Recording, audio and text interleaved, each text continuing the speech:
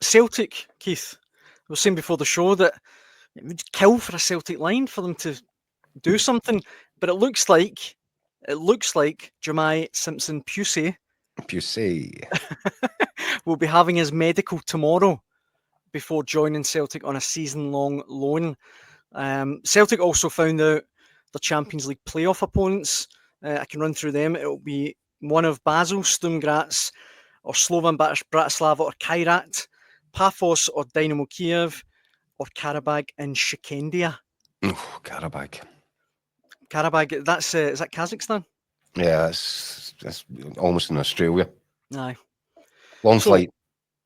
A couple of them you don't really don't Listen, don't want to. Difficult teams in there.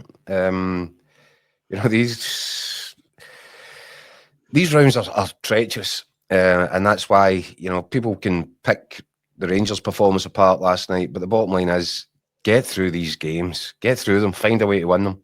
Mm-hmm.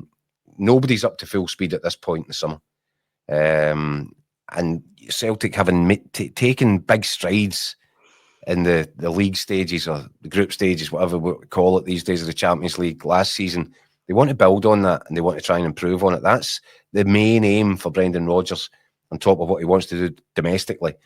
It's always been since he came back for this second stint. He said as much on day one, Daniel. He wants to do something in Europe. He wants to make Celtic a more credible force on the biggest stage of all.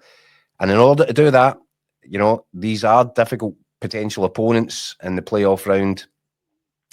But, having watched how Celtic progressed and grew in last season's Champions League, I think you would have to be hopeful that they'll be able to get through that and into the big league again. That's where they need to be. But obviously, and we've been discussing the clock is ticking in terms of getting reinforcements in the door before that time. You would like to think that Celtic might have enough regardless, but it's not a risk you want to take. Aye, especially not if you're the Celtic board. Why take a risk like that? Well, exactly.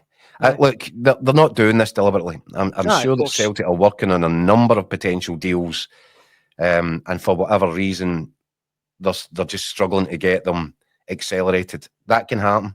But the prospect of being seen not to satisfy the ambitions of the manager in the transfer market and then losing a Champions League playoff match, that has got catastrophic consequences written all over it for all concerned.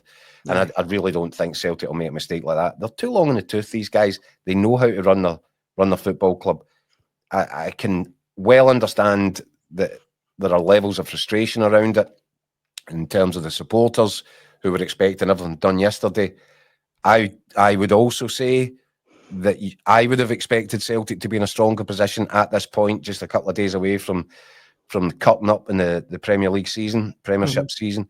But they are where they are, and they now have to do everything that they can to resolve the situation, bolster the squad, give Brendan Rodgers the extra quality that he's been looking for, and make sure that they go into that qualification doubleheader in a stronger shape coming out of the window than they were going into it. And there's still a bit of work to be done in that front.